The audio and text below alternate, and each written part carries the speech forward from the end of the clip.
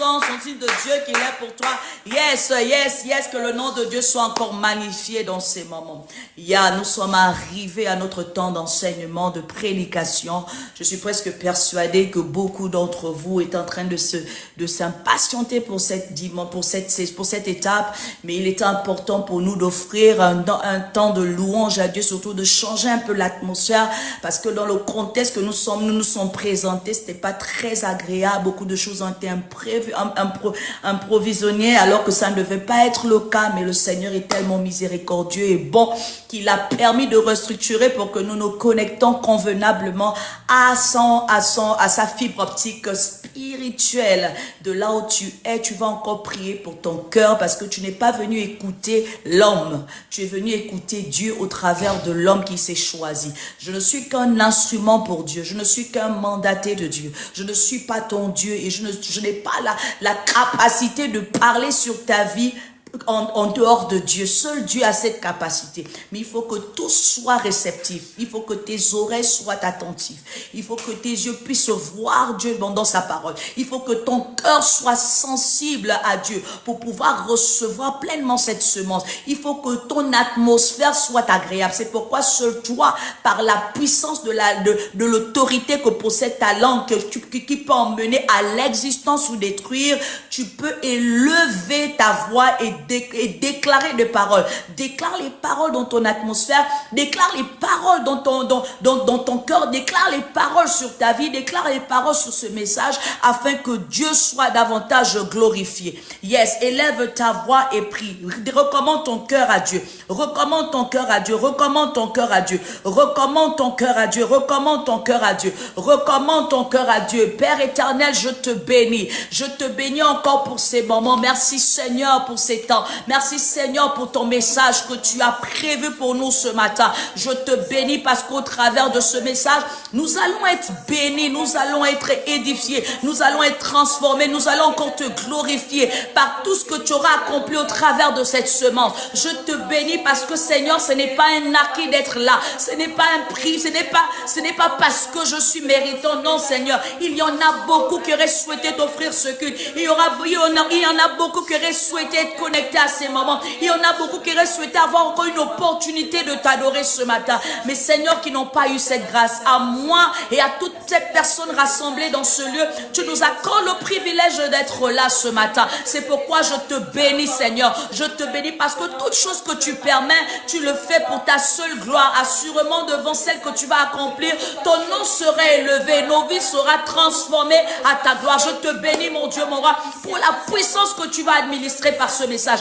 Merci de préparer mes oreilles, merci de préparer mon cœur, merci d'ouvrir mes yeux, merci de faciliter la compréhension, merci de bénir mon âme, merci de bénir mon atmosphère, merci de bénir ma maison, merci de bénir le ministère que tu m'as donné, merci mon Dieu, mon roi, de bénir cette nouvelle saison. Merci Seigneur pour tout ce que tu feras, merci Seigneur pour tout ce que tu ne feras pas, mais qui soit rattaché à cette parole qui est une bénédiction pour chacun d'entre nous. Je te bénis pour le vase que je suis. Seigneur, que tu t'es choisi encore ce matin pour apporter ton message à ton peuple. Seigneur, je prie que tu consacres davantage ma bouche, que tu mettes les mots qu'il faut afin que chaque âme connectée à ces moments puisse être bénie au nom de Jésus. Je refuse que ce soit moi qui écoute, je refuse que ce soit mon intelligence qui soit prêchée, mais que ce soit la révélation du ciel. C'est pourquoi je prie que tu viennes dominer sur ma chair, que tu viennes dominer sur mon intelligence, que tu viennes dominer sur tout ce qui ne contribue pas à l'édification des âmes pour leur salut. Je te bénis Seigneur parce que toi le Dieu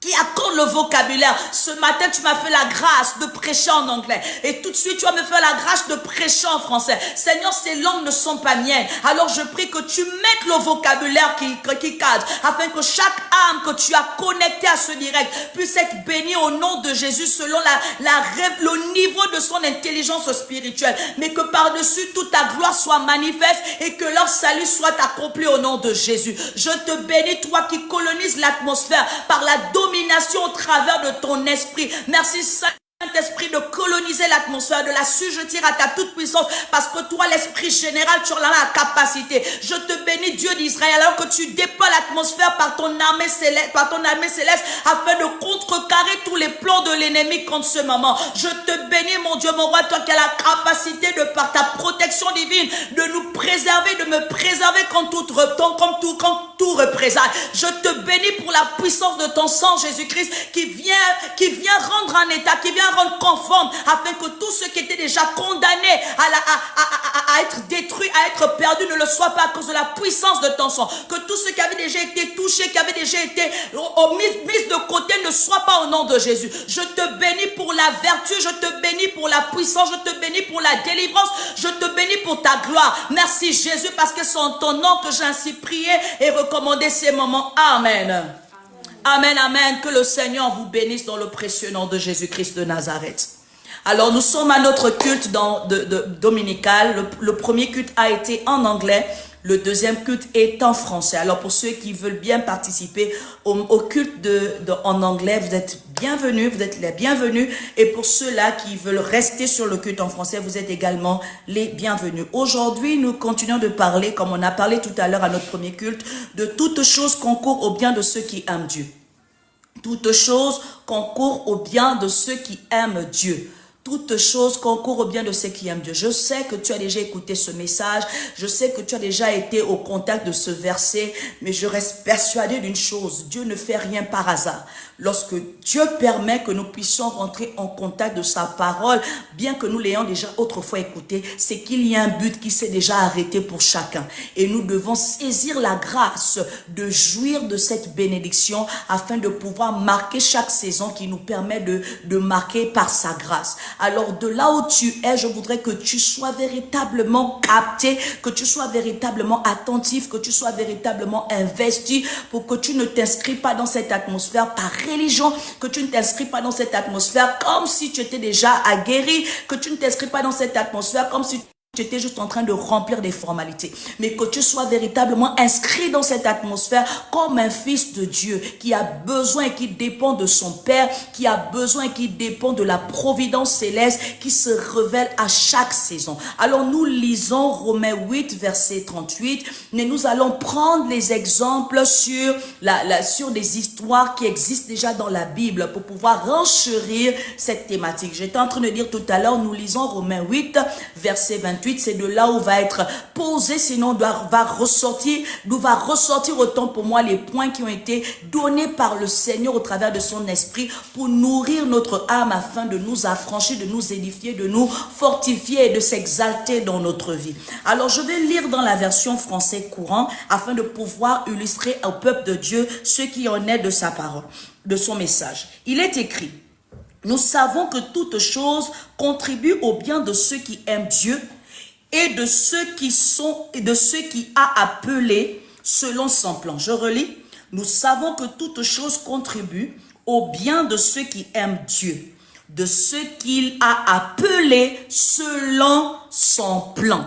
Alors là, c'est l'apôtre Paul qui s'adresse à l'église de Rome, afin de pouvoir fortifier, parce que quand nous lisons, permettez-moi de lire le 20, il dit: car Dieu les a choisis d'avance, il les a aussi décidés d'avance à les rendre semblables à son Fils, afin que celui-ci soit l'aîné d'un grand nombre de frères. Ah, c'est le 29. Car Dieu les a choisis d'avance. Il les a aussi décidés d'avance de les rendre semblables à son Fils, afin que celui-ci soit l'aîné d'un grand nombre de frères. My God, on est en train de parler de la gloire à venir. Mais avant de te parler de la gloire à venir qui est ton salut éternel, il y a également la gloire maintenant présente que tu dois apprécier pour être enthousiaste de pouvoir expérimenter la gloire à venir. Parce que de la manière dont Jésus-Christ a été un fils parmi les hommes, toi également inscrit dans cette doctrine, tu dois être un fils de Dieu parmi les hommes avant de pouvoir jouir de sa félicité. Donc ne te câble pas, ne te connecte pas en disant que bon, ce sont les choses éternelles,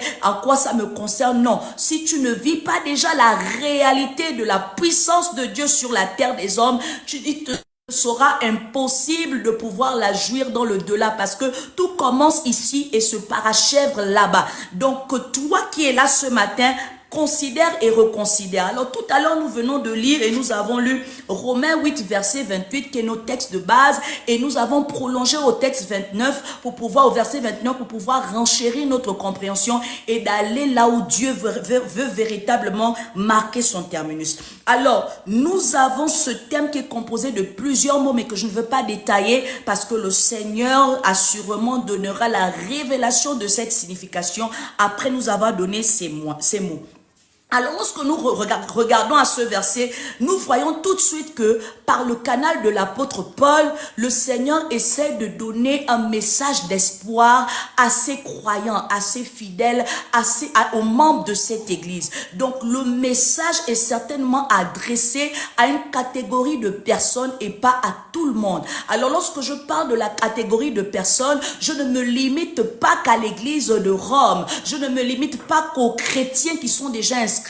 Je vois dans la dimension ambitieuse de mon Dieu que même celui qui n'est pas déjà gagné dans le Seigneur, mais qui le Seigneur connaît d'être appelé de lui, est également concerné. Mais il a besoin de rentrer en possession de cette vérité pour se sentir concerné et de s'inscrire finalement dans cette doctrine, dans cette marche avec Dieu, ou encore d'avoir des signaux qui vont lui permettre de comprendre que lui également il est concerné. Alors, le verset nous a dit toutes choses concourent au bien de ceux qui aiment Dieu et de ceux-là qu'il a appelés selon son plan.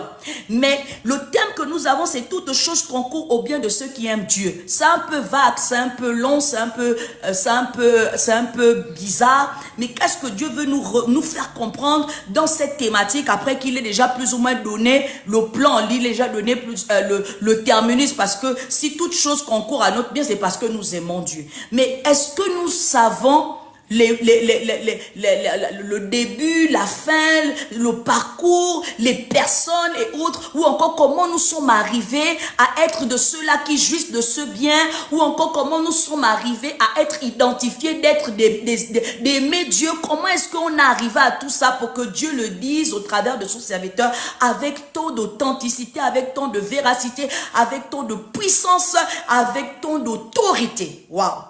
Et la question que nous nous posons ce matin est la suivante. Qu'est-ce qui peut faire aboutir cette déclaration dans notre vie?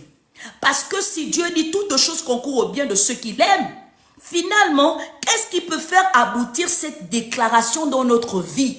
Parce que si nous écoutons, c'est que nous sommes concernés, comme je l'ai dit tout à l'heure. Si nous sommes connectés à ce direct, ou encore que nous le serons après, c'est que ce message nous interpelle ou nous concerne.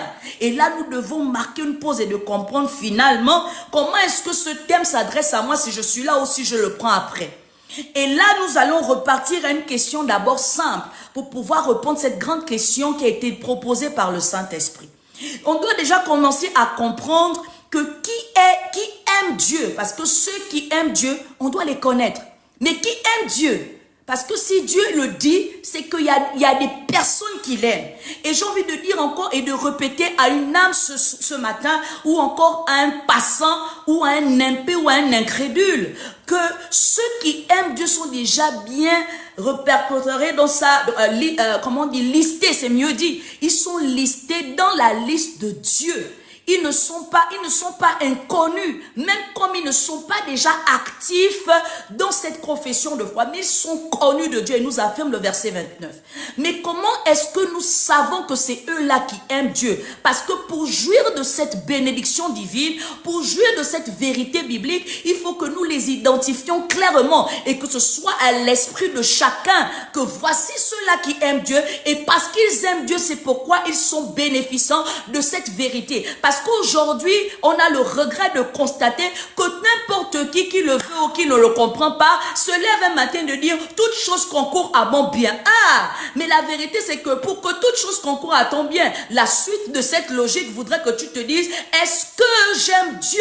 pour que ces choses concourent à mon bien? Est-ce que cette personne-là aime Dieu pour que cette chose finalement concourt à son bien? Parce qu'aujourd'hui, à force de dire des versets, des déclarants avec foi, sans pourtant prêter attention à comment nous nous inscrivons, nous faisons de Dieu un menteur. Et vu que la vérité ne s'inscrit pas à nous face au mensonge que nous sommes, ceux qui sont en face de nous se moquent de nous. Parce qu'ils disent, voici ceux-là, ils disent adorer Dieu, ils disent craindre Dieu, ils disent déclarer des paroles, mais on ne vois pas des effets dans ce qu'ils disent. Pourquoi? Parce que ceux qui nous regardent ne savent pas, c'est que nombreux d'entre nous, nous sommes des menteurs. Dans le secret, nous ne parvenons pas à nous inscrire comme cela se doit dans le Seigneur. Nous ne respectons pas véritablement les principes divins. Et comme nous ne les respectons pas, mais le Seigneur est tellement rangé, ordonné, que lorsqu'il promet quelque chose, c'est conditionné par rapport à ce que nous avons fait au préalable. Donc tu ne peux pas jouir de la promesse de Dieu,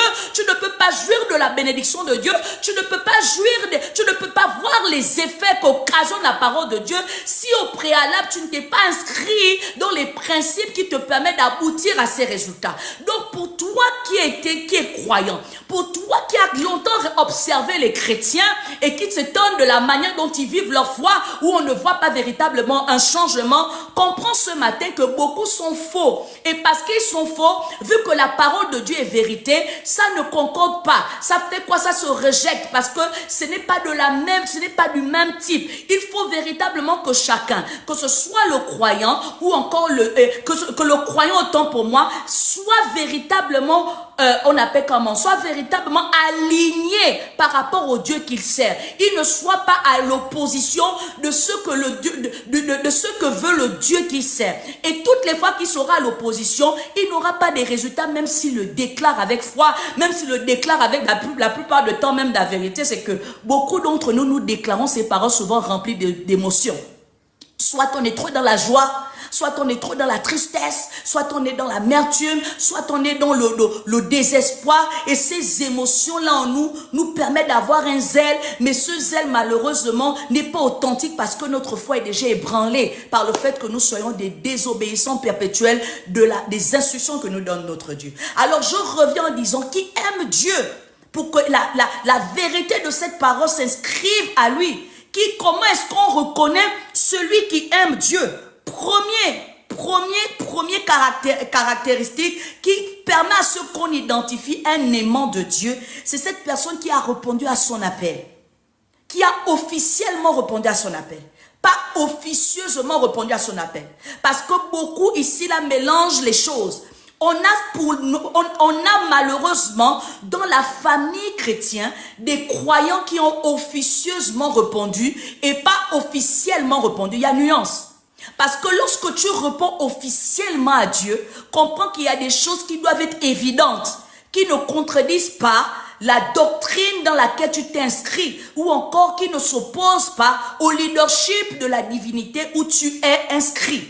Donc, que ton appel, ou encore que l'appel que tu as répondu marque une évidence que tu es entière en Dieu. Que tu ne sois pas un pied dedans, un pied dehors. C'est quoi avoir un pied dedans, un pied dehors? Parce qu'avoir un pied dedans, un pied dehors, c'est avoir une croyance officieuse et non une croyance officielle. Ceux-là qui ont encore des aspirations de l'égoïsme, de la satisfaction, de la paresse, de l'ego, de tout ce qui les conforte dans leur position, dans leur chair, dans leur zone de confort, ont répondu et croient en Dieu de manière officieusement et pas de manière officiellement. Mais tu dois t'interdire d'avoir un appel qui soit officieux, mais plutôt d'avoir un appel qui soit officiel. Et pour avoir cet appel qui soit officiel, je le répète encore, c'est d'être en entier. Comprendre que suivre le Seigneur, répondre à son appel, mettra en pause, sinon va enlever tes volontés personnelles. Fera en sorte que par moment, tu auras l'impression de ne plus vivre pour toi. D'ailleurs, c'est ce qui vient se passer. Tu ne dois plus vivre pour toi lorsque tu t'inscris dans Dieu. Tu dois vivre pour ce Dieu que tu as décidé d'adorer. Et tu dois comprendre que à compter de cet appel que tu réponds, il y aura malheureusement dans ta chair l'inconfort, mais dans ton esprit, il y aura la connexion avec ce Dieu. Rappelons-nous dans Matthieu 3, verset 17, comme je l'ai dit au premier culte, lorsque Christ finit d'être baptisé, au moment où il se lève, certainement pour rendre grâce à Dieu, parce qu'il vient de vivre un toucher, une connexion, il vient de marquer officiellement son appartenance, le Saint-Esprit se manifeste et la voix de Dieu se laisse entendre. Où le Seigneur dit, voici mon fils bien-aimé. Pourtant, il y avait des disciples. La Bible nous révèle la présence de d'autres croyants. Mais comment est-ce que devant la présence de d'autres disciples, le Seigneur démarque Christ en dehors du fait que ce soit son fils envoyé comme don pour nous sauver dans l'œuvre de la rédemption. Mais dans le meurtre, pas qu'à l'instant il reste un adorateur humain simple et qui par conséquent devrait également avoir les mêmes considérations que les disciples qui avaient déjà marqué leur pas de repentance. Parce que rappelons-nous que Jean-Baptiste permettait à ce que les gens se répandent de leurs péchés, permettait à ce que les hommes reviennent à Dieu. Donc ils avaient déjà certainement marqué ce pas de repentance. Mais dans cette atmosphère, le Seigneur enlève Christ et dit, voici mon bien-aimé. Parce qu'assurément, devant sa manière de s'être donné à Dieu, il a marqué officiellement, entièrement son appartenance. Il a marqué, il a révélé véritablement ce qu'il est venu faire, la mission, il a accepté. Et de là, les choses ont commencé à se manifester. Les choses ont commencé à se dérouler. On voit qu'il sort de là, il sort du Jourdain, il part dans le désert, il se prépare pendant 40 jours. Quand il se prépare pendant 40 jours, il est revêtu de l'Esprit de Dieu. Il repart en Galilée où il administre la puissance de Dieu et il poursuit son ministère. Dès le moment où il a officiellement répondu à son appel. Mais toi et moi, depuis que nous avons officiellement répondu à notre appel, qu'est-ce qui a changé qui met Dieu en avant? La preuve en est que depuis que nous sommes baptisés, on s'attend à ce que Dieu répond aux problèmes qui étaient les nôtres et qui étaient personnels. Et c'est ça la vérité de tout croyant aujourd'hui. Si on doit marquer sur 100%, 90% des chrétiens ont reçu le baptême pour solutionner leurs problèmes personnels et non pour rendre officiel leur engagement à Dieu, pour se réajuster, pour se reformer selon le contexte initial de leur existence sur la terre. Aujourd'hui, quand tu regardes un chrétien 10 ans après, il reste la même personne. Pourquoi? Parce que pendant 10 ans, il cherchait à ce que Dieu vienne solutionner son mariage, Dieu vient solutionner ses problèmes de stérilité, Dieu vient solutionner ses problèmes financiers, Dieu vient solutionner les conflits qu'il a avec ses enfants, Dieu vient solutionner son problème de travail, Dieu vient solutionner vraiment tout autour aux choses éphémères. Alors que Christ, notre frère aîné, comme l'a dit verset 29, fait la différence. Quand il sort du baptême, il reprend l'appel de Dieu en s'offrant pour l'intérêt du royaume. Il part, il se laisse éprouver. Il sort du désert, il repart pour triompher, toujours dans le but de poursuivre l'œuvre de Dieu. C'est ça rendre officiel ton appel. Parce que l'appel à laquelle tu réponds s'inscrit à l'intérêt de Dieu en premier. D'accord? Donc, la première identité que a une personne qui aime Dieu, c'est sa façon d'avoir répondu officiellement à son appel en Dieu. Pas officieusement. Le deuxième point, la personne qu'on reconnaît d'avoir un amour pour Dieu. Jean 14, verset 21 nous rappelle et nous dit avec noir sur blanc que celui qui aime Dieu reçoit ses commandements et après avoir reçu ses commandements, garder là c'est quoi? Mettre en application, mettre à pratiquer, s'activer, c'est ça garder. Garder ce n'est pas mettre sous le lit pour que les gens ne voient pas, c'est rendre de manière évidente la parole de Dieu en toi. Au point où tu arrives par son administration en toi, on puisse voir des résultats palpables. Tu ne voleras point. Cette parole t'a été donnée comme commandement. Mais après que tu l'aies reçue comme commandement, tu dois te mettre à ne plus voler si tu étais un voleur. Et si tu n'étais pas un voleur, le jour où tu te seras présenté une situation où tu peux devenir un voleur, tu dois t'abstenir de voler. C'est ça, garder la parole de Dieu. Et les chrétiens ne gardent pas la parole de Dieu dans son intégralité. Les chrétiens aujourd'hui gardent la parole de Dieu selon leur compréhension et leurs limites, leur confort. Mais là, ce n'est pas aimer Dieu.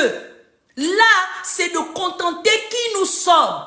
C'est de permettre de faire en sorte que Dieu soit en dessous de nous et plus au-dessus de nous. Et agir comme ça, ce n'est pas aimer Dieu. Et on doit respecter la parole de Dieu, pas parce que nous sentons. La parole de Dieu, ce n'est pas une question de sentir. La parole de Dieu, c'est une question de la vivre. La parole de Dieu, c'est une question de la matérialiser. Ce n'est pas une question de sensation comme on voit dans les spectacles dans les églises. Il suffit qu'on élève les prières, on tombe, on s'agite, on fait les sensations, ça crie par là. Tout cela, ce n'est pas tant mauvais. Mais ce n'est pas ce qui différencie, ce n'est pas ce qui authentifie. D'accord? Ce n'est pas ça.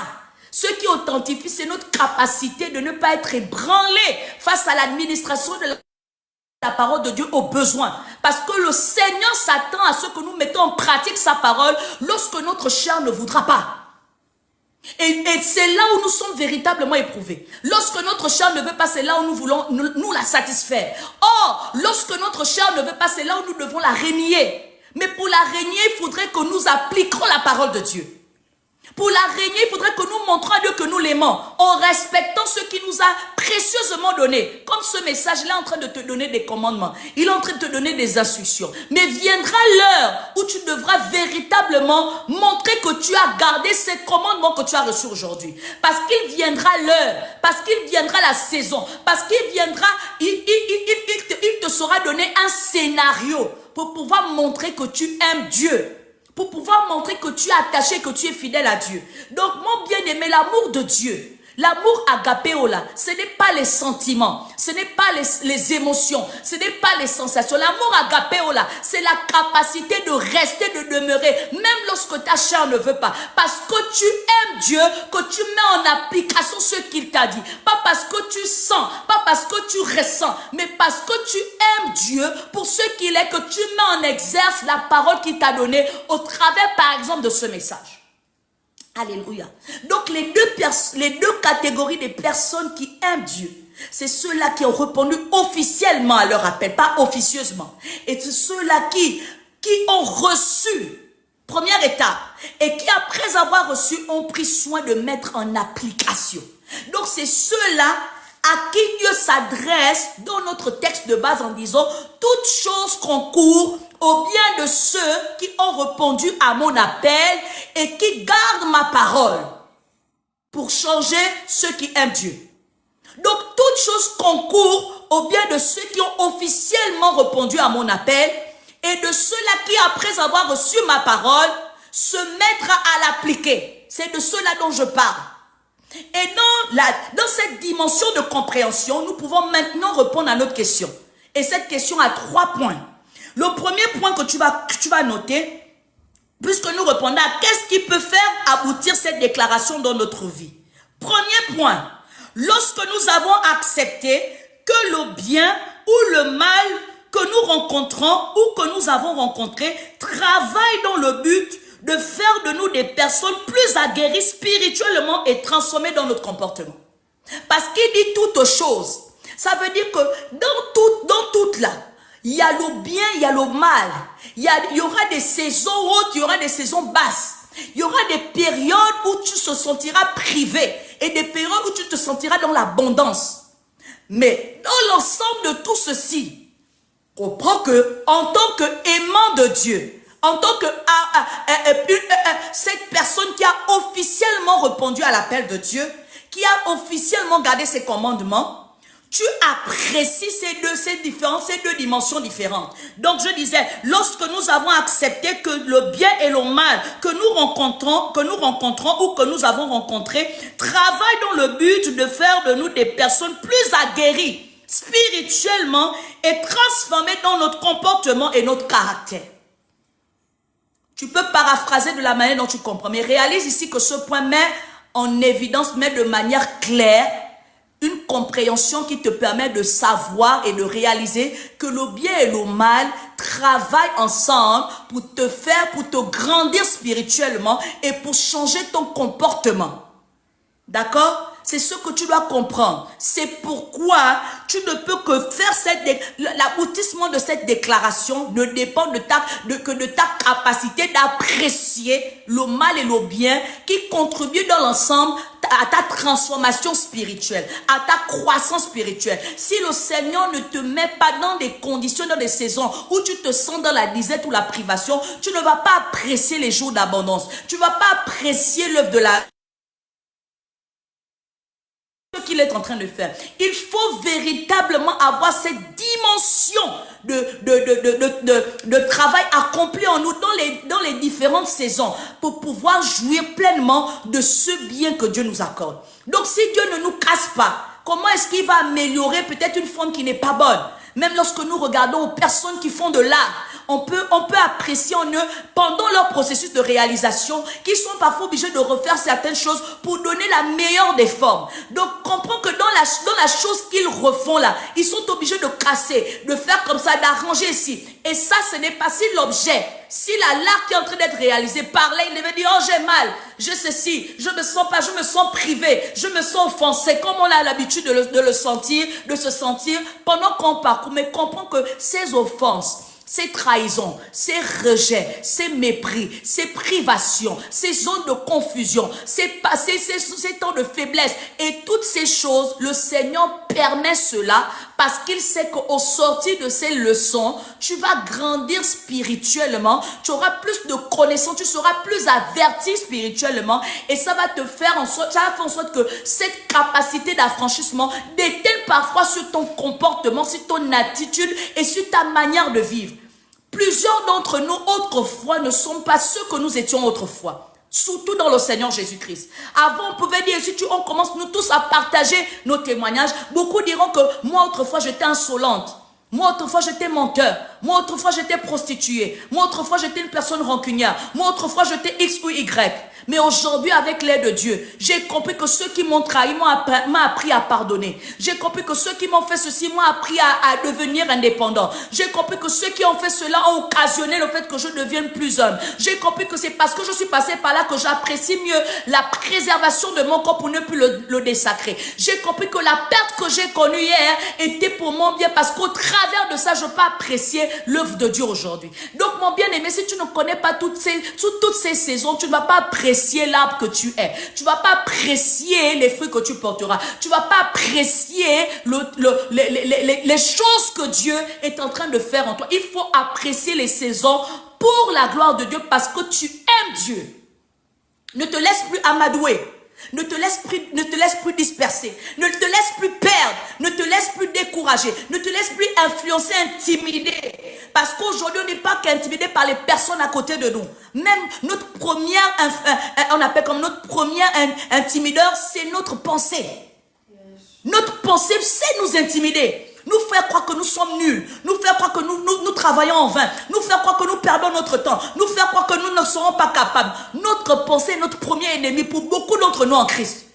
Donc si tu n'as pas un mental d'acier, ta foi sera toujours ébranlée. Si tu n'as pas un mental d'acier, tu seras toujours emmené par tous les vents. Si tu n'as pas un mental d'acier, tu n'auras jamais, on appelle comment, une vision arrêtée sur toi, tu ne seras jamais affermi. Si tu n'as pas le mental d'acier, tu ne pourras pas persévérer et atteindre ta victoire. Donc, il faut véritablement prier pour avoir un mental d'acier, pour endurer toutes les saisons et de les apprécier. Pour que finalement, lorsque tu diras que toute chose a concurré à mon bien, parce que tu auras marqué véritablement toutes ces dimensions. J'ai apprécié mes temps d'épreuve et j'ai apprécié mes temps d'exaucement.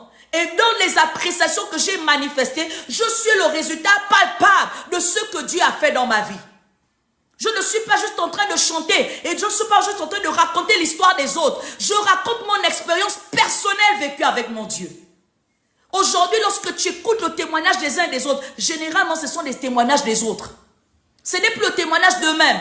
Aujourd'hui, beaucoup de chrétiens grandissent même dans le Seigneur par rapport à l'ami que j'ai trouvé à l'église.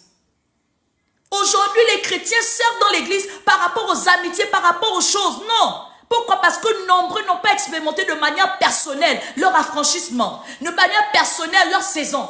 Mais ce matin, le Seigneur voudrait que toi qui le déclares, comprends que ce bien et ce mal, je ne te donne pas ce message comme espoir. Je te donne ce message comme prise de conscience pour que tu apprécies chaque saison comme une grâce, comme un privilège. Parce qu'au sortir de ces saisons, ça va te grandir. Au sortir de ces saisons, ça va t'affermir. Au sortir de ces saisons, ça va te rendre inébranlable. Au sortir de ces saisons, tu pourras également affronter et tu pourras être une bénédiction pour les autres. Parce que si toi, tu ne connais pas, comment est-ce que tu vas aider ceux qui ne connaissent pas? On ne donne que ce qu'on a. Si toi-même, tu n'as pas reçu, comment espères-tu donner? Il faut que toi, tu connais toutes ces zones pour pouvoir espérer donner. C'est comme ça que tu seras une meilleure bénédiction pour autrui. Il faut que toi-même, tu te livres en entier pour pouvoir être un véritable sacrifice, afin que les autres puissent jouir de ce sacrifice. Mais si toi-même, tu ne t'es pas déjà livré, si toi-même, tu ne t'es pas déjà donné, comment est-ce que les autres vont recevoir? Il faut qu'un don pour la réception. Ne t'attends pas à ce que la réception sera possible sans un donné. Donc, pour que tu y aies la réception, il faut que toi, tu sois un donneur. Mais si tu ne veux pas être un donneur, comment est-ce que la vérité de cette parole va s'inscrire à toi? Ce n'est pas possible. Donc, je déclare au nom de Jésus qu'au sortir de ce message, que tu apprécies ces saisons que tu as connues. Les pertes que tu as connues hier, c'était pour réécrire ton histoire aujourd'hui. C'était pour rediriger ta vie là où tu dois aller. Les troubles, les persécutions que tu as connues hier, c'était pour le but de Dieu, afin de parfaire ton engagement et ton témoignage en lui. Et ce que tu connaîtras après, ce sera toujours pour contribuer, parce que Dieu est conscient de ton amour pour lui, parce que Dieu se soucie d'abord de toi et non de ceux-là, parce que Dieu sait que tu es un donneur et non récepteur, parce que Dieu te connaît, il te connaît par rapport à ton appel répondu et par rapport à l'application de sa parole après que tu l'aies reçu. Deuxième point. Lorsque nous avons pris conscience que notre appel et obéissance à Dieu déterminent sa considération pour nous. Lorsque nous avons pris conscience que notre appel et notre obéissance à Dieu déterminent sa considération pour nous. Car c'est de la seule manière que nous lui prouvons notre amour. Je redis, lorsque nous avons pris conscience que notre appel et obéissance à Dieu déterminent sa considération pour nous. Car c'est la seule manière que nous lui prouvons notre amour. Nous répondons toujours sans oublier à qu'est-ce qui peut faire aboutir cette déclaration dans notre vie. Quelle déclaration? Toute chose concourt au bien de ceux qui aiment Dieu. Donc, il faudrait que tu saches que la manière dont tu prends conscience de l'appel à laquelle tu as répondu et de l'obéissance que tu donnes à Dieu, parce que tu suis ses instructions, feront en sorte que tu sois un privilégié de Dieu. Yes, et là je veux grandir ceux-là qui sont des privilégiés de Dieu. Arrêtons de dire et de croire que parce que nous sommes dans la bergerie, nous avons la même valeur. C'est un mensonge. Nous sommes en train de rêver. Nous n'avons pas la même valeur dans la bergerie, comme nous le constatons même dans les bergeries des hommes. Forcément, si tu vas vers un berger, chaque animal a son prix selon l'épaisseur de sa graisse. S'il est gros, il a un prix, il est chétif, il a aussi son prix. Donc, dans la bergerie de Dieu, il y a des préférences. Et même après le baptême au Jourdain, Dieu a marqué sa préférence face aux disciples avec son fils. Et il y a plusieurs dimensions où Dieu a marqué sa différence. On repart même dans la première alliance. Il marque sa préférence face à David. Il dit au peuple d'Israël que David était le roi qu'il avait réservé pour lui. C'était pas Saül. Saül était le roi que le peuple a voulu. Mais pour Dieu, là, son préféré, celui selon son cœur, était David. Donc Dieu a toujours eu des préférences. Dieu a toujours la préférence, mais il t'appartient à toi de te distinguer dans cette préférence. Il t'appartient à toi de véritablement répondre à ton appel. Ne te dis pas que tu as répondu pour les beaux yeux de la personne qui est autour de toi ou de ton leader dans l'église. Non, c'est faire fausse route. Ne biaise pas et ne déteins pas sur la qualité de ton service à cause des humeurs, à cause de leader qui est en face de toi. C'est faire fausse route. Tu vas manquer l'essentiel avec ton Dieu. Parce qu'à la finalité, c'est à Dieu que tu donneras des comptes. Il dira, oui, tu ne sais pas que je t'avais donné ce berger pour transformer ton caractère parce que tu n'étais pas encore au niveau où je voulais.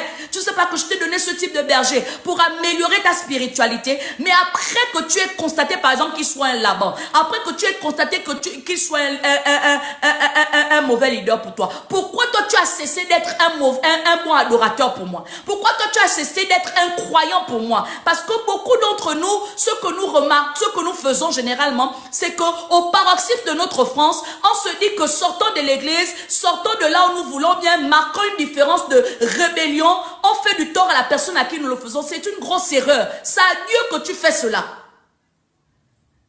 C'est à Dieu que tu fais cette offense et il t'en demandera des comptes. Tu dois véritablement t'inscrire dans ton appel et dans ton obéissance à Dieu. Advienne que pourra, à cause de Dieu et non à cause de l'homme. À cause de Dieu et non à cause des saisons. À cause de Dieu et non à cause des biens que toi tu tires. Parce que si tu ne le fais pas à cause de Dieu, Dieu viendra et te dira qu'as-tu fait. Comment est-ce que tu veux que je te considère comme mon préféré? Lorsque autant j'essaie de challenger ton intégrité, tu me trahis. Autant au moment où j'essaie de prouver que je peux compter sur toi, tu me montres que tu es un faiblard, que tu es un lâche, que je ne peux pas m'appuyer sur toi. Pourquoi est-ce que tu dois te prendre pour préféré? N'aie préféré que celui-là qui est un fils, pas un enfant. Lorsqu'on est un fils, on maturise. On maturise dans la volonté d'améliorer ce qui n'est pas bon. Et de rendre excellent ce qui était déjà bon. On n'est pas un fils en abandonnant. Parce que Jésus-Christ, même au paroxysme de son épreuve à Gethsemane, il n'a pas abandonné. Pourtant, il était prouvé dans son homme interne. C'est une épreuve qui était difficile pour lui de dire, Seigneur, pas ma volonté, mais ta volonté. Là, c'est un récit, nous lisons. Mais une expérience personnelle est plus difficile que ce que nous lisons. Et même quand nous regardons à notre vie, on peut attester cela. Il y a des situations où Dieu éprouve notre chair. Que si tu n'es pas un fils, tu vas dire non. Tu vas dire non, Seigneur, je ne prends pas ça. Donc, comprends avec moi que Dieu va éprouver véritablement ton potentiel d'être appelé et de l'aimer en t'exposant à toutes ces saisons. Mais toi, tu devras faire quoi? Prendre conscience de qui tu es. Tu es un appelé de Dieu, tu es un aimant de Dieu. Je n'ai pas envie de dire amoureux de Dieu, sinon tu vas le confondre avec les sentiments et les émotions. Tu es un aimant de Dieu, tu l'aimes parce qu'il t'a donné et parce que tu appliques. Alléluia, c'est pourquoi tu aimes Dieu. Donc quand Dieu est satisfait et a la preuve que tu es un appelé authentique, que tu l'aimes véritablement, il te préfère. Au point où un autre serviteur de Dieu peut venir avec tous ses galons, ses titres, parce que Dieu te connaît dans le secret, parce que Dieu a testé, a pesé ton amour pour lui. Il te choisit et te préfère par rapport à lui. Aujourd'hui, nous subissons l'injustice de certaines autorités, même spirituelles, parce que d'abord, au préalable, nous-mêmes, nous ne sommes pas vrais avec Dieu. Si nous seulement nous pouvons être vrais avec Dieu, que certaines injustices que nous vivons dans nos différentes assemblées ne devraient pas être administrées à nous au point où nous soyons des victimes de la lèpre. Au point où nous soyons des victimes des situations, des malédictions. Mais comment es-tu d'abord dans le secret pour que Dieu te justifie et te choisisse au milieu de lui? Parce que même si toute autorité est établie de Dieu, mais ne demeure-t-il pas que autant il demande au subalterne d'obéir à l'autorité, l'autorité également doit respect au subalterne.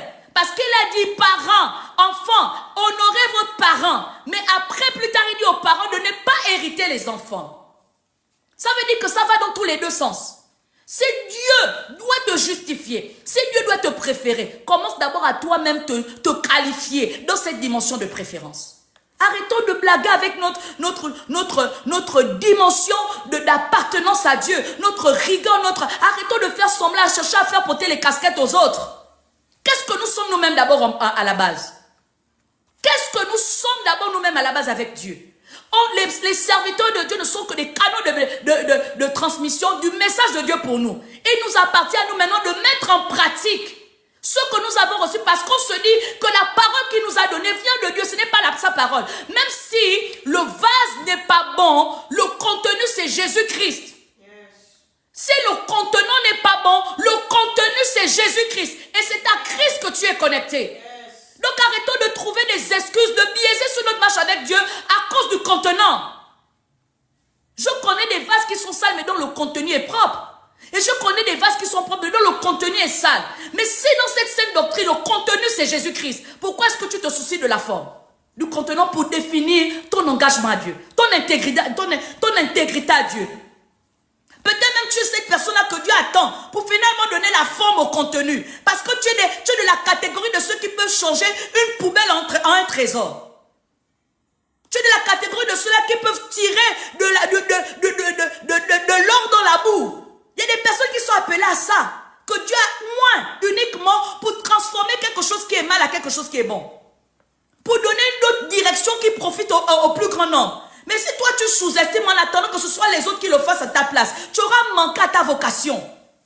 Parce que oui, la mission, c'est de faire des disciples, mais la vocation est distincte selon la destinée prophétique de chacun. Maintenant, si tu ne réponds pas à ta vocation, à quoi tu aurais été utile à Dieu? À quoi tu aurais été utile à Dieu? À rien du tout. Donc arrêtons de généraliser tout. Parce que Dieu, dans son plan parfait, il a donné des règles de manière générale pour tout croyant chrétien. Mais après, plus devant, il donne de manière spécifique, selon ton mandat prophétique. Donc si toi, tu te limites par rapport aux circonstances de la vie, par rapport aux saisons, pour ne pas t'exempter et de valoriser Dieu en toi, tu auras manqué l'essentiel. Tu pourras venir prier, jeûner, réciter, faire de la religion comme beaucoup. Mais Dieu verra ça que néant. Parce que tu ne te seras pas aligné dans le principe qui te concerne. Ta vocation. Alléluia. Donc comprends avec moi ce matin que pour pouvoir faire aboutir cette déclaration, que ton authenticité soit révélée dans ton appel officiel et dans ta pratique de la parole de Dieu. Et que Dieu ait validé plus. Pour que même lorsque l'injustice t'arrive, avant de dire, oh non, vous faites du mal à des personnes, parce qu'il y a des frustrés dans le Seigneur, je vous assure. Il y a des frustrés dans les églises. Il y a des personnes de mauvaise volonté. Vous pouvez leur donner tout l'or du monde. Mais ils vont toujours vous trouver des choses à redire. L'homme est un éternel insatisfait. Yes. Il y a des situations, tu peux tout essayer de par toi-même. Mais tu ne vas pas trouver gain de cause parce que c'est par toi-même. Mais il faut que tu sois d'abord dans Dieu pour espérer obtenir et triompher. Donc avant de te soucier de tous les contextes autour de toi, rassure-toi, est-ce que je suis aligné à Dieu? Ne sois pas de ceux-là qui attendent que les autres là-bas fassent. Pour dire que, comment vous voulez que on vous suit si vous-même vous êtes comme ça. Non. Bon, maintenant si toi tu as compris que c'est ce qui doit être fait, pourquoi tu ne fais pas ça? Si toi tu as le carreau, comme on dit en examen. Le carreau, c'est parce que c'est dans toutes les langues, c'est dans toutes les nations. Mais au Gabon, quand on dit le carreau, ça veut dire que toi, tu as le corrigé avant les autres. Tu as la doc. Donc si toi tu as la doc de ce qui doit être fait, pourquoi tu ne deviens pas un exemple? Pourquoi tu attends que les autres fassent avant que toi tu ne montres de quoi tu te chauffes? Ce sont des personnes qui critiquent, qui découragent, des situations qui sont là juste pour vous démotiver. Juste pour vous déconcentrer. Mais toi qui aimes Dieu, concentre-toi. Prouve à Dieu que tu es appelé. Que tu es son appelé. Tout n'est pas dit, Seigneur, me voici, envoie-moi. Quand tu as fait de dire, Seigneur, me voici, envoie-moi, c'est au pied du mur qu'on jauge mieux un maçon. Donc si tu es le maçon qu'on ignore, prouve-le-nous sur le pied du mur. Pour que lorsqu'on regarde à ton travail, on dit oui, voici un maçon professionnel. Mais ne sois pas de ceux-là qui critiquent. Qui restent dehors à ne rien faire, qui pointent le doigt. C'est des partisans du moins d'effort. Et ils s'alignent à Jean 10, verset 10. Ils se rassemblent dans la bergerie pour détruire, pour disperser le peuple de Dieu, pour fortifier tous ceux qui ne s'alignent pas à Dieu. Il peut être en toi, il peut être autour de toi. Il t'appartient à toi d'avoir la sagesse et le discernement pour les séparer dans toi et autour de toi. Parce que ton but, c'est d'être une préférée de Dieu. Parce que ton but, c'est d'être la choisie de Dieu. Au point, quand tu te lèves le matin, tu es une voix autorisée parce que Dieu te connaît. Il te connaît par rapport à quoi? Ton amour pour lui. Parce que tu es un appelé. Parce que tu obéis. Yes, c'est pas tout de dire, je suis une voix autorisée. Tu es autorisé sur la base de quoi? Parce que tu as Jésus-Christ comme sauveur. Beaucoup ont Jésus-Christ comme sauveur, mais ne l'ont pas comme Seigneur. Mais un fils devient le fils quand il a pu atteindre et faire de Christ son Seigneur. Pas seulement son sauveur. Parce que je connais les personnes pour qui j'ai prié, j'ai suivi. Mais quand Dieu les a exaucées, elles sont parties, elles ne sont plus revenues. Certaines même sont ingrates en disant que c'est Dieu qui t'a seulement utilisé. Mais ce n'est pas grave, effectivement c'est Dieu qui m'a utilisé. Mais ce n'est pas tout d'avoir été sauvé. Le plus important, c'est d'être un fils en faisant de Dieu son Seigneur. On regarde Oni lépreux, il dit, où sont passés les 9 autres? Parce qu'un seul était revenu lui dire merci. La dimension du fils de revenir et de s'inscrire dans la vision. Mais les enfants, ils reçoivent après, ils partent comme des enfants. Toujours dans les émotions, toujours dans les saisons limitées, courtes, toujours dans l'instabilité, toujours dans la distraction, toujours dans la...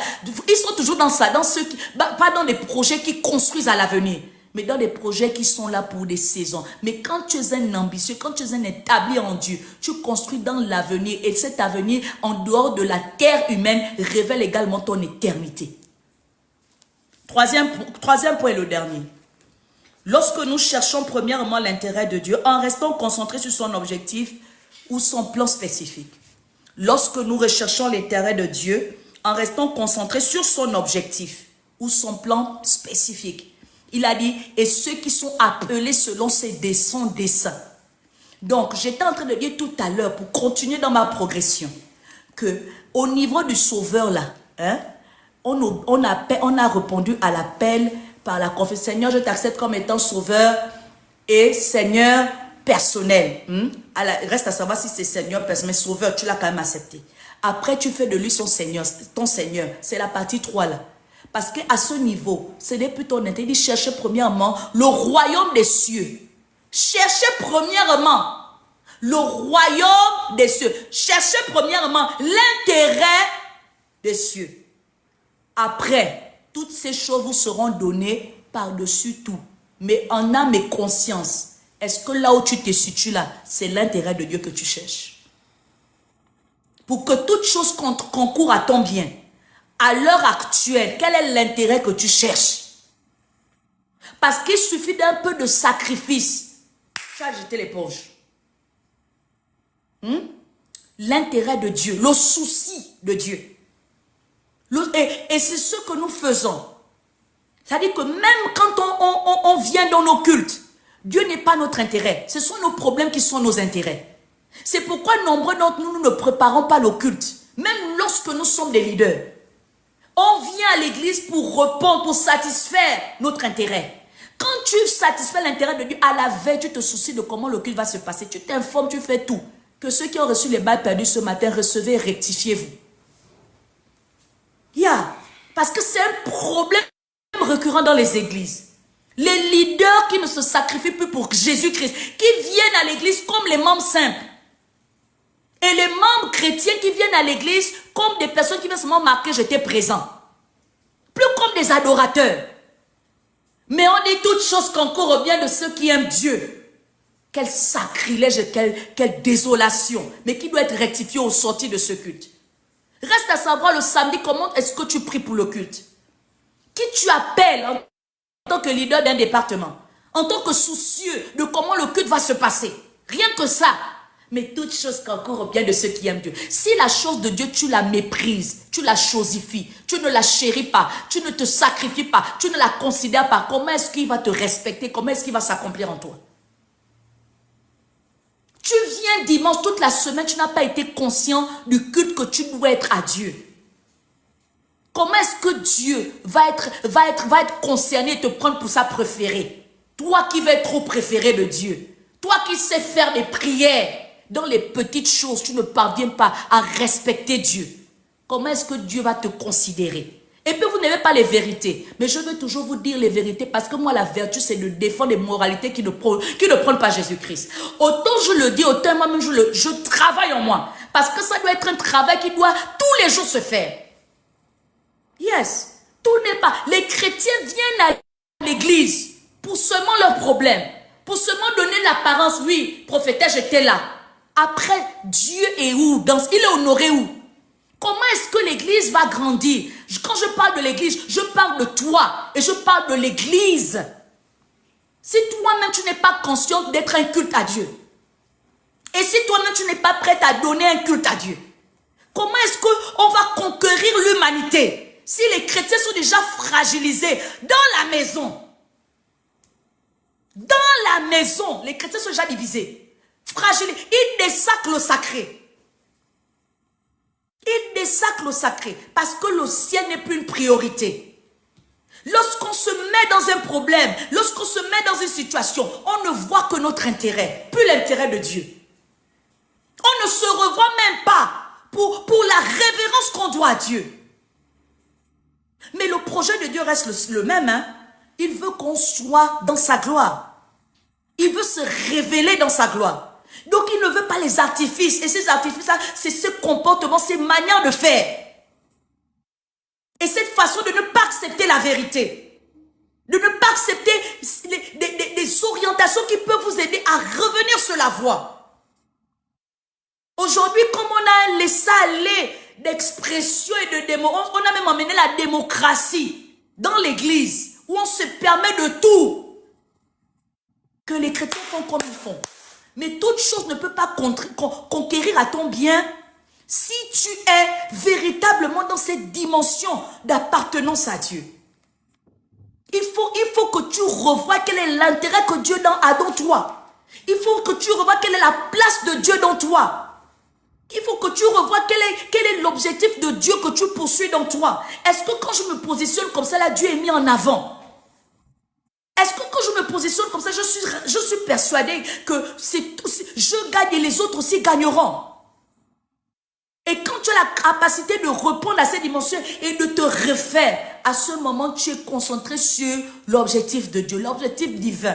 Au point, tu peux dire comme certains, je suis dans le standard divin. Le Seigneur te veut dans cette dimension de sacrifice, d'appartenance, de soumission. Parce qu'il veut que tu t'accomplisses. Parce qu'il veut que quand il te rappelle, il peut se dire, oh, bon et loyaux serviteur, tu as combattu le bon combat. Aujourd'hui, on met ça partout et n'importe où. Tu as combattu le bon combat. Quel bon combat? De quel bon combat il est question? Parce que le combat de la foi, tu ne l'as pas combattu. Parce que celui qui a foi n'a pas foi que pour ces choses à lui. Sinon, on ne doit pas avoir foi d'abord pour les choses qu'il reçoit personnellement. Celui qui a la foi en Dieu croit en Dieu pour ce qu'il est aveuglement et s'aligne dans la voie de Dieu. Tu as combattu quel bon combat de la foi? Il faudrait qu'on restructure la vérité de Dieu dans son contexte pour que chacun de nous, lorsqu'on parle de Dieu, lorsqu'on déclare les paroles, nous-mêmes on se sente visité, impacté. Arrêtons de réciter des versets bibliques sans pourtant les vivre. Arrêtons de donner des impressions qui sont fausses. Tu peux connaître autant de versets que tu connais, mais si tu ne les appliques pas personnellement, tu n'as rien. Tu peux faire tout ce que tu veux de pieux, mais si Dieu n'apprécie pas la révérence dans les petites choses, les grandes choses ne sont que néant. Les grandes choses ne sont que néant. Dans les petites choses, comment tu révères Dieu? Dans les petites choses. Aujourd'hui, les petites choses dépassent les chrétiens. Les petites choses dépassent les chrétiens. Mais il veut s'inscrire dans les grandes choses, alors que tout commence d'abord par le bas. Si la base n'est pas bonne, en haut, le dessus ne sera pas bon. Parce que ce sont les fondations qui déterminent l'édifice. Et sa finalité. Si tu as des mauvaises fondations, comprends et réalise avec moi qu'avec le temps, ça va se casser, se briser. Mais qu'au nom de Jésus, que toutes les fois où tu as dit toutes choses concourent à ton bien, qu'à partir d'aujourd'hui, tu réalises que oui, le bien et le mal, c'est pour mon bien. Parce que ça me transforme spirituellement, en me grandissant, en m'avertissant, en changeant mon comportement, ma manière de vivre. Que ça me permette également de pouvoir réaliser comment est-ce que je suis inscrit dans mon appartenance à Dieu par ma soumission et par mon obéissance. Que ça me conduit à réaliser que je ne poursuis aucun intérêt autre que celui qui est inscrit en Dieu. Et c'est seulement dans ces trois dimensions respectées que je peux valablement et puissamment m'inscrire dans ceux qui méritent cette promesse que toute chose a concouru et concourt à leur bien. Que le Seigneur vous bénisse. C'est ce que je devais vous donner. En conclusion, tu prends. En conclusion, tu prends. Ce message nous donne de l'espoir en nous encourageant à garder notre foi. Ce message nous donne de l'espoir en nous encourageant à garder notre foi. Mais il nous avertit, sinon met en éclair qu'il y a un prix à payer pour atteindre cet espoir. Mais il nous avertit, sinon met en éclair qu'il y a un prix à payer pour atteindre cet espoir. Nous devons donc, en dehors d'être en Dieu, être aussi avec Dieu. Nous devons donc, en dehors d'être en Dieu, être aussi avec Dieu. Ce message nous donne de l'espoir en nous encourageant à garder notre foi. Mais il nous avertit, sinon met en éclair qu'il y a un prix à payer pour atteindre cet espoir. Nous devons donc, en dehors d'être en Dieu, être aussi avec Dieu. Que le Seigneur vous bénisse. Que de là où tu es, tu as écouté ce message et que tu as été interpellé de différentes manières. Tu as réalisé que ce message était le tien ou tu as réalisé qu'il y avait des choses que tu n'avais pas encore comme révélation. Mais puisque tu es un adorateur de Dieu, puisque tu es celui-là qui préserve et qui cherche à préserver son salut, puisque tu es de ceux-là qui veulent parler, de la parole de Dieu, qui veut vivre la parole de Dieu dans son authenticité, que tu t'inscrives dans cette bénédiction, que le Seigneur te permet d'accepter toutes ces zones, ces moments, ces saisons, que le Seigneur te permettre de pouvoir t'inscrire dans son appel, officiellement et plus officieusement. Que le Seigneur te permet d'être quelqu'un qui accepte sa parole pour te transformer, mais qui par la transformation est précédé par l'application. Parce que tu as compris que longtemps tu as reçu, mais tu n'as pas mis en pratique. Et tu as manqué de vivre la transformation, de vivre, d'être la préférée de Dieu, bien que tu le dis, ou encore bien que tu t'es autoproclamé comme le bien-aimé de Dieu, comme l'apôtre Jean. Mais tu réalises qu'il y a un prix à payer et que tu veux le payer. Appliquer la parole de Dieu dans toutes les circonstances, dans toutes les situations, dans toutes les saisons, afin de pouvoir être le choisi, le préféré de Dieu. Tu as également compris et tu veux encore emmener cette dimension d'être réel en toi par le fait que Dieu devient un intérêt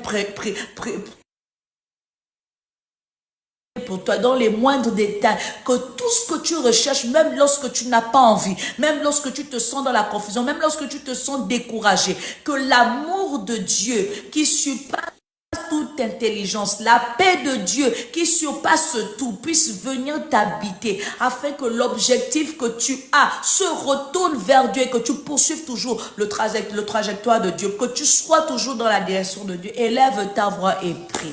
Éternel Dieu de gloire, Dieu de bonté, je te bénis. Je te bénis pour ces moments que nous avons passés dans ta présence et surtout pour cette parole que tu as relâchée ce matin. Seigneur, je reste persuadé d'une chose, chacun de nous a été indexé afin de pouvoir améliorer qui il était hier à la personne qui se doit d'être à partir d'aujourd'hui jusqu'à ce que tu viennes le chercher. Je prie au nom de Jésus que les âmes qui ont reçu cette parole puissent vivre et puissent expérimenter véritablement la vérité et la puissance de cette parole. Parce que je reste convaincu d'une chose, Seigneur, tu ne parles pas en vain et tu ne voudrais pas que nous parlons de ta part en vain. C'est pourquoi je prie pour chacun de nous afin que nous soyons capables d'apprécier chaque saison que nous avons avec toi, qu'elle soit bonne ou mauvaise, parce qu'assurément à la fin de ça, il y a ton œuvre rédemptrice qui se laisse connaître et il y a une transformation authentique qui se passe en nous afin de refléter Christ au nom de Jésus. Je te bénis mon Dieu, parce que la vertu de cette capacité d'accepter, de vivre ces instants de trouble ou encore ces instants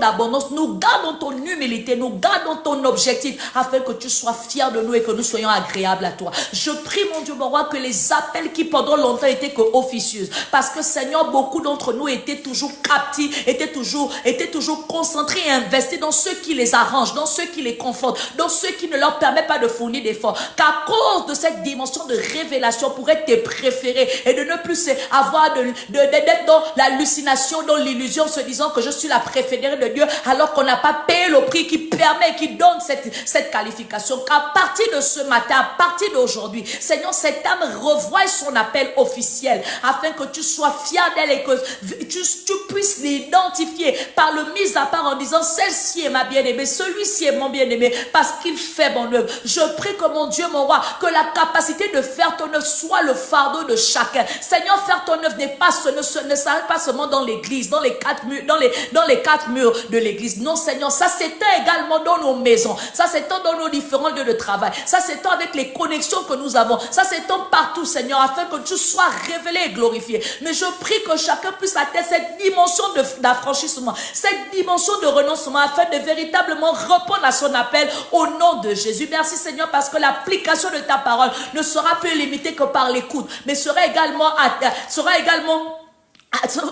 également atteindre tant pour moi la dimension de la mise en pratique, parce que nombreux d'entre nous avons vu que nous avons dété sur le témoignage de notre Seigneur et Sauveur, parce que nous refusons d'appliquer sa parole, parce que nous faisons comme bon nous sommes, parce que nous sommes toujours intimidés, influencés par rapport à notre mentalité, parce que nous sommes toujours intimidés, influencés par rapport aux énergies physiques, alors qu'il est question d'être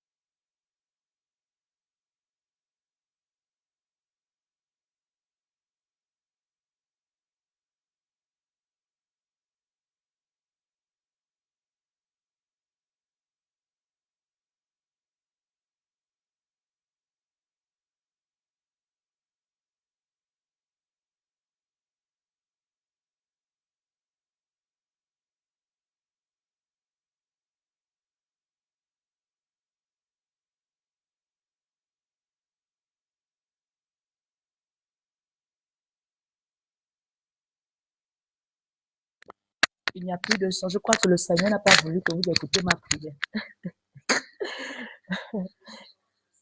Mais je crois que vous avez été bénis parce que la prière de Dieu ne se limite pas qu'au son, mais à la puissance qu'il y a en nous. Alors que j'ai prié, je crois que chaque âme pour laquelle j'ai prié, Dieu l'a localisée. Chaque personne qui a mis de son temps pour participer à ce direct intégralement a bénéficié de cette prière. Je reste persuadée d'une chose. Le Dieu qui parle dans une saison fait des grandes œuvres dans cette saison pour chaque personne qui sait s'inscrire dans sa saison en ayant reçu sa parole. Alors que tu as écouté ce message, des choses nouvelles vont se passer en toi. Alors que tu as écouté ce message, une autre dimension va être atteinte par toi. Alors que tu as écouté ce message, la parole de Dieu sera effective en toi. Et je reste persuadée que cette bénédiction pour laquelle tu as longtemps espéré et attendu Dieu te localisera dans cette saison, pas dans la saison prochaine, mais dans cette saison, au nom puissant de Jésus-Christ.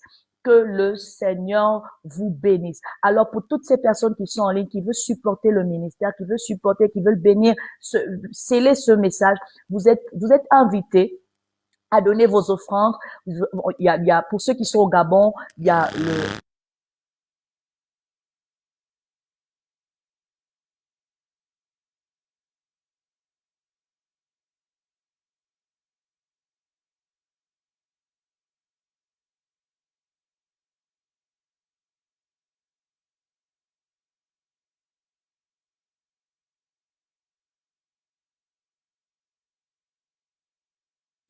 Alléluia, alléluia. Là, c'est bon.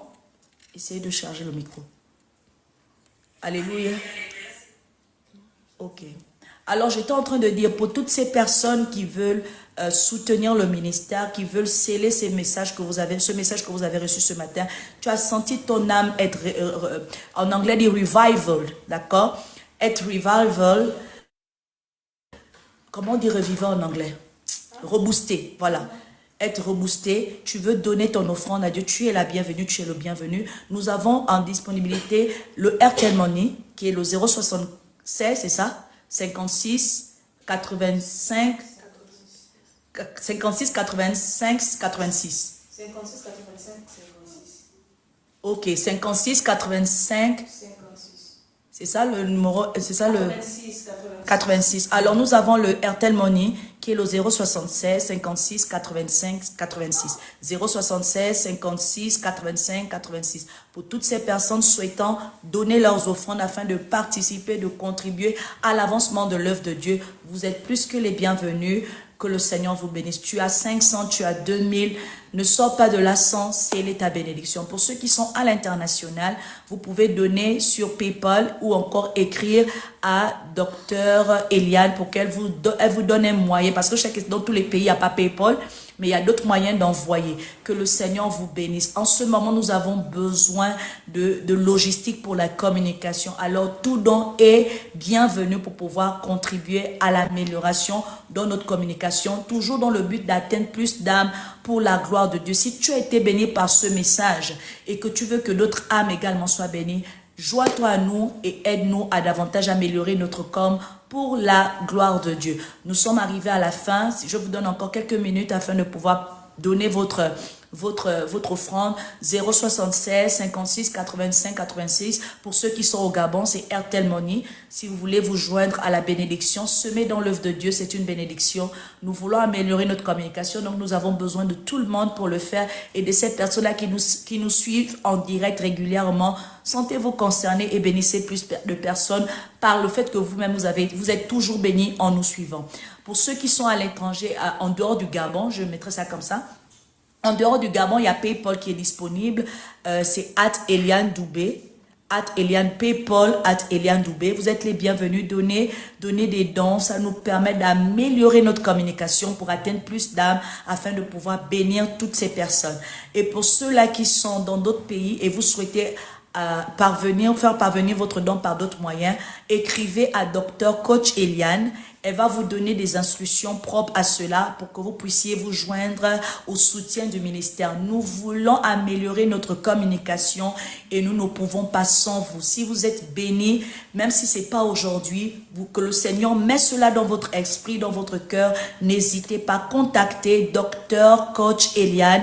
Elle va vous donner des directives pour pouvoir faire parvenir votre don. Si vous voulez déjà le faire tout de suite, vous êtes libre de le faire selon ce que le Seigneur a mis dans votre esprit, dans votre cœur, afin de faire avancer cette œuvre dans les nations, dans les dimensions qu'il a déjà prévues pour ce ministère. Nous sommes le ministère Be Virtuous in Christ, alors nous défendons cette cause parce que par la volonté de Dieu, nous constatons et nous avons accepté ce mandat lié au fait que beaucoup de chrétiens ne sont plus investis dans le détail de parfaire leur moralité en Christ, parce que beaucoup se sont limités à ce qui est inutile, ce qui n'est pas, qui ne révèle pas du détail, ce qui n'est pas dans la noblesse. Et nous, le Seigneur nous appelle à décortiquer, à aller dans ce détail, parce que le Seigneur prône l'excellence par sa nature, et tous ceux qui sont inscrits dans lui doivent prôner l'excellence. Donc, nous sommes de ceux-là qui ne s'alignent pas seulement à élever des âmes, des brebis, mais à également les éduquer, parce que comme je le dis, il y a une différence entre être élevé et avoir été éduqué. La vertu en Christ s'inscrit dans l'éducation en dehors d'être élevé, et je vous assure que ce n'est pas chose facile, parce que la nature n'aime pas être éduquée, la nature aime faire comme elle veut, et c'est généralement la dimension de l'élévation. Donc pour nous encourager, joignez-nous à nous et partagez cette vision. Venez contribuer, soutenez cette vision pour la gloire de Dieu. Je suis la prophétesse Grâce Divine qui sera par la grâce de Dieu toujours disposée et disponible pour pouvoir servir Dieu, parce que je suis appelée à servir Dieu, qu'importe les temps, les circonstances, les saisons, et jusqu'à ce qu'il revienne. De là où tu es, est-ce que tu peux rendre grâce à Dieu pour ces moments afin que le Seigneur te bénisse? Je prie pour ton offrande, que le Seigneur te bénisse, que le Seigneur multiplie davantage, que le Seigneur agresse selon la mesure de ton cœur, que le Seigneur sanctifie ton offrande afin que de la source dont elle provient, elle ne soit pas toxique aux autres au nom de Jésus, que le Seigneur te permette de toujours avoir de la provision afin de toujours contribuer dans sa maison. Pour toi qui as payé la dîme, que le Seigneur te bénisse, que le Seigneur se souvienne de ces principes que tu as appliqués afin de ne pas te faire manquer, afin de pouvoir toujours être dans l'abondance, dans la joie, dans l'assurance, dans la quiétude pour la gloire de son Saint-Nom. Qu'il attache à toi, toi qui as honoré sa dîme, par la parole qui dit qu'il ouvre les écluses des cieux sur ta tête et qu'il déverse en abondance. Mon souhait et ma prière, c'est que le Seigneur déverse en abondance par le respect de ce principe, rien que pour la seule gloire de son Saint-Nom. Éternel Dieu de gloire, je te bénis pour la vie de toutes ces personnes qui se sont joints à nous à ce culte dominical. Je prie que tu bénisses leur vie, que tu bénisses leurs entreprises, que tu bénisses leur famille, que tu bénisses, mon Dieu, mon roi, leur ministère, que tu bénisses tout ce qu'ils ont comme projet afin de rendre grand ton nom dans leur vie. Merci Seigneur pour la sécurité que tu assures à chacun. Merci mon Dieu, mon roi, alors qu'en cette fin d'année, il y a toujours des choses qui se passent, que chacun soit exempté des œuvres qui ont déjà été complotées par le monde des ténèbres